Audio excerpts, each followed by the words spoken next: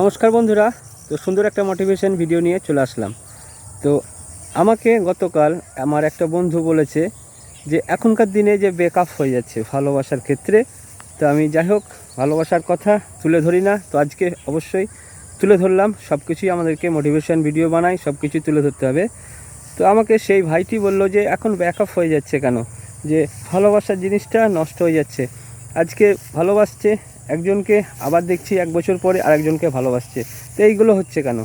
তো আমি একটা কথা সবাইকে সাজেশন দিতে চাই যে এগুলো হচ্ছে, তার মূল কারণ হচ্ছে যে ভালোবাসা কাকে বলে, ভালোবাসা কাকে বলে, আর ভালোবাসা কত ধরনের হতে পারে। তো এইটুকু মানুষের মধ্যে কিন্তু মস্তিষ্কের মধ্যে এখনও যারা ভালোবাসি ভালোবাসি এসব বলে বেড়ায়, করে বেড়ায়, তারা কিন্তু আদৌ জানে না ভালোবাসা কী।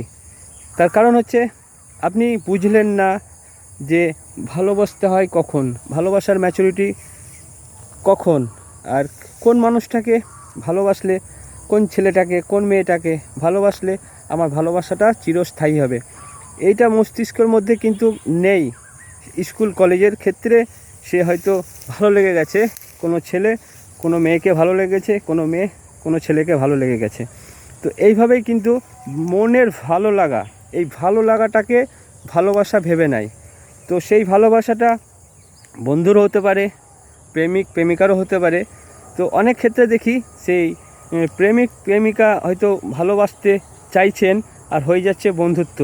তো এই বন্ধুত্ব হয়ে যাওয়ার কারণে, ঘনিষ্ঠ বন্ধুত্ব ওঠা বসার কারণে আপনার সামনে কিন্তু এই ব্যাকআপটা হয়ে যাচ্ছে। তো এটাই হচ্ছে মূল কারণ।